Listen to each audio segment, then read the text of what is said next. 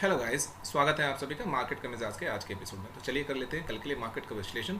और विश्लेषण के लिए चलते हैं सीधे अपने डेटा एनालिसिस शीट पे, जहां देखेंगे कि बड़े प्लेयर्स ने क्या पोजीशंस ले रखा है और उनका क्या दृष्टिकोण है मार्केट को लेकर के।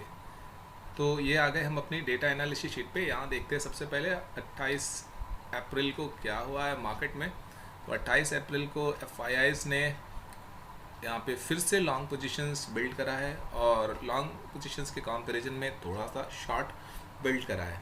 यानी कि एफ यहाँ पे थोड़ा थोड़ा शॉर्ट पोजीशंस बिल्ड करते जा रहे हैं, इसलिए हमें हमेशा मार्केट में ध्यान रखना है। हालांकि अभी हमें डाउन साइड के लिए कोई ट्रेड पिक नहीं करना है, क्योंकि हमें हमेशा याद रखना है कि ट्रेंड इज़ आवर फ्रेंड। तो हमें ट्रेंड के साथ चलना है। और साथ साथ में एफ ने यहाँ पे जो लॉन्ग पोजीशंस बिल्डअप करा है, ये शॉर्ट पोजीशंस के कंपैरिजन में अभी ज़्यादा है। तो अभी हम डिप पे बाइंग वाली स्ट्रैटेजी अपनी बनाए रखेंगे और डिप पे बाइंग करते चलेंगे। किस लेवल पे बाइंग करना है ये मैं आप लोगों को चार्ट पे शेयर करूंगा। चार्ट पे बताऊंगा कि किस लेवल पे बाइंग करना अच्छा रहेगा या किस लेवल पे मैं बाइंग करना प्रेफर करता हूं कि अप साइड का ट्रेड ही अभी मैंने पिक करना है। अभी फ़िलहाल नेट पोजीशंस देखते हैं। तो नेट यहाँ पे एफ 50,000 कॉन्ट्रैक्ट शॉर्ट है और यहाँ पे राउंड फिगर में 40,000 कॉन्ट्रैक्ट लॉन्ग है। अभी भी शॉर्ट पोजीशंस 10,000 कॉन्ट्रैक्ट ज़्यादा है। तो हमें मार्केट में अभी कोई पोजीशंस लेके घर नहीं जाना है। हमें इंट्राडे बेसिस पे है, प्रॉफिट जो भी हमें टॉप पे मिलता है वो बुक करना है, क्योंकि मार्केट किसी भी समय करवट ले सकता है। और फिलहाल जो ये मार्केट में रैली है, ये बुल रन वाली रैली जैसी नहीं प्रतीत हो रही है, क्योंकि यहाँ पे मार्केट जो है ओपन हो रहा है, मार्केट एक डिप बना रहा, फिर मार्केट ऊपर जा रहा। नॉर्मली बुल रन वाले मार्केट में ऐसा होता नहीं है। तो हमें अभी क्या करना है कि पोजीशंस जो है वो बनाना है, बाय इन द डिप करना है और जो भी प्रॉफिट मिलता है सेम डे बुक करना है, या पोजीशंस लेकर के घर नहीं जाना है। फिलहाल अभी जहाँ बाजार जिस लेवल पे है, हो सकता है कि बाजार किसी दिन भी पलटी मार दे। तो फिलहाल कल तो ऐसा नहीं होने वाला है, लेकिन कल के बाद हो सकता है कि यानी कि आने वाले दिनों में, आने वाले 2-3 दिनों में हो सकता है कि बाजार अपनी दिशा पलटे। लेकिन वो दिशा कब पलटेगा, और वो दिशा जब बाजार पलटेगा तो हमारे डेटा पॉइंट्स उसे सपोर्ट करना चाहिए, तभी फिर हम लोग डाउन साइड के बारे में प्लान करेंगे। अभी हम लोग बाय इन द डिप वाली स्ट्रैटेजी बनाए रखेंगे। ओके, फिर अब यहाँ पे देखते हैं ऑप्शंस में क्या हुआ है। तो ऑप्शंस में यहाँ पे हम देखते हैं एफ ने ठीक ठाक पोजीशंस यहाँ पे बिल्ड करा है, पुट बाइंग करा है हेजिंग के लिए, जो बाइंग कर रहे हैं कैश मार्केट में। साथ साथ में 18,000 का पुट राइटिंग करा था एफ ने लाइव मार्केट में। जब 17,900 के ऊपर मार्केट ट्रेड कर रहा था, तभी 18,000 पे एफ पुट राइटिंग कर रहे थे। मैंने अपने ये ग्रुप में अपडेट भी करा था और इसी पोजीशंस को एफ कैरी फॉरवर्ड कर रहे हैं 18,000 वाले पुट राइटिंग का। तो कल मार्केट अगर कैप अप खुलता है तो हो सकता है कि वहाँ पे एफ थोड़ी सी प्रॉफिट बुकिंग करेंगे, इसलिए हमें जल्दीबाजी नहीं करना है और इमीडिएटली एक ग्रीन कैंडल देखते ही बाई साइड में एंट्री नहीं ले लेना है। हमें वेट करना है, वेट करने के बाद जब डिप बने तो डिप पे हमें एंट्री प्लान करना है। तो एफ फिलहाल ऑप्शन में बुलिश हैं, साथ साथ में फ्यूचर में भी एफ अभी बुलिश है, क्योंकि लॉन्ग पोजीशंस जो है वो कंटिन्यूस बिल्ड करते जा रहे हैं। भले ही इनकी शॉर्ट पोजीशंस नेट में ज़्यादा है, वो अलग बात है। अब बाकी प्लेयर्स की पोजीशंस यहाँ पे देखते हैं।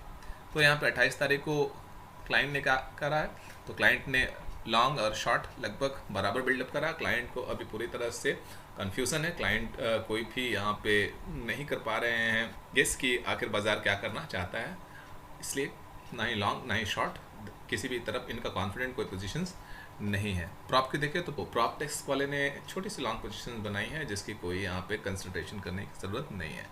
यहाँ पे DI की पोजीशंस थोड़ी सी मन में खटक पैदा कर रहा है, और मैंने पहले भी कहा है कि बाजार किसी दिन भी पलट सकता है अपना डायरेक्शंस, इसलिए हमें लॉन्ग पोजीशंस घर लेके नहीं जाना है। हाँ, फिलहाल कल ही बाजार डायरेक्शंस पलट दे ये नहीं होने वाला है, 1-2 दिन टाइम लेगा बाजार अभी, और उसके बाद अगर बाजार को पलटना होगा, रिवर्सल आना होगा, तो बाजार में रिवर्सल आएगा। बट वी विल कंसिडर वो रिवर्सल जब हमारे डेटा पॉइंट्स उसको सपोर्ट करेंगे तब, फिलहाल नहीं, क्योंकि ना ही फिलहाल ऑप्शंस में और ना ही फिलहाल फ्यूचर्स में हमें FIIs बेरिश नज़र आ रहे हैं। लेकिन यहाँ पे DII ने 14,000 शॉर्ट पोजीशंस बनाया है, तो 14,000 के जो पोजीशंस है DIIs के, इसे हमें अपने अकाउंट में, यानी कि उसे हमें कंसिडर करके चलना है और कहीं ना कहीं DII को ऐसा लगता है कि मार्केट में एक करेक्शंस ड्यू है। और मैंने अपने पिछले वाले एपिसोड में भी बात कर रहा था, ये हमारा थंबनेल ही था हमारे वीडियो का कि करेक्शंस ड्यू है। तो करेक्शंस तो ड्यू है, लेकिन ये करेक्शंस 2 दिन बाद आएगा, 3 दिन बाद आएगा, इट्स नॉट श्योर। और साथ साथ में हमें ये भी बात हमेशा ध्यान में रखना है कि जब भी कोई एक बड़ा 1000 वाला लेवल यानी 18,000 वाला लेवल जब भी उसके ऊपर मार्केट ब्रेकआउट होता है तो एक बार उस लेवल को रिटेस्ट करता है, यानी वापस उस लेवल के नीचे मार्केट आता है। तो टेक्निकली भी देखें तो मार्केट उस 18,000 के नीचे एक बार आनी ही है। उसके बाद अगर मार्केट फिर से ऊपर निकलता है तो अच्छी तेज़ी हम लोगों को देखने को मिलेगा। तो ये हो गए। अगर ऑप्शन चेन के एनालिसिस करें, ऑप्शन चेन डेटा एनालिसिस में निफ्टी अभी भी स्ट्रेंथ हमें सजेस्ट कर रहे हैं और बैंक निफ्टी भी हमें स्ट्रेंथ ही सजेस्ट कर रहे हैं। और लगातार हमें देखिए बैंक निफ्टी स्ट्रेंथ और निफ्टी स्ट्रेंथ सजेस्ट करते हैं और मार्केट भी लगातार ऊपर ही ऊपर जा रहा है। तो अब सीधे चलते हैं चार्ट पे, और चार्ट पे हम देखते हैं कि कहाँ पे बाइंग अपॉर्चुनिटी बनेगी, कॉल बाइंग करने की अपॉर्चुनिटी किस लेवल पे बनेगी, कहाँ पे हमें बाइंग करना चाहिए, कहाँ पे हमें थोड़ा सा वेट करना चाहिए। तो चलते हैं सीधे चार्ट पे। तो ये आ गए हम निफ्टी के चार्ट पे, और चार्ट पे समझने की कोशिश करते हैं कि कहाँ पे बाइंग अपॉर्चुनिटी बनेगी। तो बाज़ार फ़िलहाल यहाँ पे क्लोज हुआ है 18,062 के आसपास। अगर आप इस लेवल को देखें जो मैंने ये ड्रॉ करा है 18,102, ये मार्केट का एक फ़िलहाल सप्लाई जोन है। तो अगर मार्केट गैप अप खुलता है इसके ऊपर तो एक करेक्शंस आएगा, या अगर मार्केट फ्लैट भी खुलता है सपोज 18,060, 70, 80 के आसपास, तो मार्केट एक बार ऊपर जाएगा। बट जैसे ही 18,100, 110 के आसपास जाएगा तो वहाँ से करेक्शंस मार्केट में आना ही आना है। इसलिए अगर मार्केट 18,100 के ऊपर निकलता है फ्लैट खुल के तो जल्दीबाजी नहीं करना है, वहाँ से सेलिंग आएगा ही आएगा। और अगर आप वहाँ पे कॉल बाइंग करते हैं तो फिर आप फंस जाएंगे।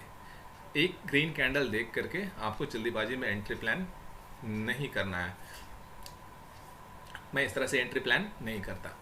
तो मैं क्या करूँगा, मैं वेट करूँगा और बाज़ार को करेक्ट होने दूंगा। करेक्ट होने के बाद ये जो लेवल है 18,019 से लेकर के 17,979, मतलब कह सकते हैं 17,980 से लेकर के 18,021 जो है ये मेरे लिए एक बाइंग जोन होगा। 18,020 ये मेरे लिए एक बाइंग जोन होगा। अगर यहाँ पे मुझे मिलता है निफ्टी तो ये बेस्ट डिप होगा निफ्टी में बाइंग करने के लिए, राइट। अगर बाज़ार फ्लैट खुलता है तो भी हमें इस लेवल पे एंट्री प्लान करना है।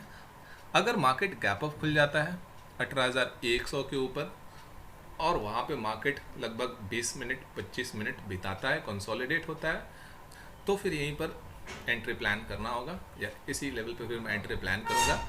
और प्रॉफिट बुकिंग जो टारगेट होगा वो 18,186 यानी कि 18,200 के आसपास प्रॉफिट बुकिंग टारगेट होगा।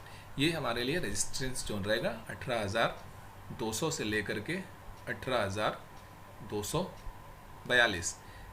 ये लेवल हमारे लिए रेजिस्टेंस जोन रहेगा, सप्लाई जोन रहेगा। तो इस जोन में अगर मार्केट होगा तो यहाँ पे प्रॉफिट बुकिंग हमें कर लेनी चाहिए।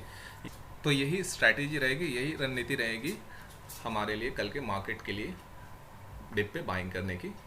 अब अगर मार्केट बड़ा गैप अप खुल जाता है इसी लेवल के आसपास, शायद 18,250 के आसपास या 18,200 से लेके 250 के रेंज में मार्केट ओपन होता है और उसी रेंज में मार्केट बना रहता है, कंसोलिडेट होता है, तो फिर अपसाइड ट्रेड इमीडिएटली अवॉइड करना चाहिए। मार्केट में यहाँ से डाउन साइड ट्रेड की अपॉर्चुनिटी बनेगी, पुट बाय करना मैं प्रेफर करूँगा। और इस लेवल के आसपास फिर मैं 18,050 के आसपास प्रॉफिट बुकिंग प्लान करूँगा। 18,050 के आसपास प्रॉफिट बुकिंग प्लान कर लूँगा। और अगर डिप पे मुझे फिर से स्ट्रेंथ दिखता है तो फिर मैं कॉल बाय करने की अपॉर्चुनिटी यहाँ पे देखूँगा। तो ये रहा हमारा निफ्टी का स्ट्रैटेजी।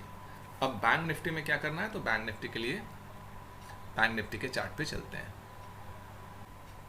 तो आगे हम बैंक निफ्टी के चार्ट पे, अब बैंक निफ्टी में हमें कहाँ पे डिप पे बाइंग की अपॉर्चुनिटी बनेगी वो हम देख लेते हैं।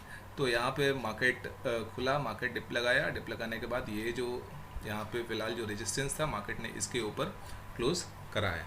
तो मार्केट ने एक बहुत बड़े, अगर आप देखें ये वाले जो कैंडल है, दो बड़ी सी कैंडल, ये रेड वाली, ये रेड वाली, और ये इतने बड़े जो सप्लाई जोन है, इस सप्लाई जोन के ऊपर बैंक निफ्टी ने क्लोज करा है और बहुत ही स्ट्रांगली क्लोज करा है।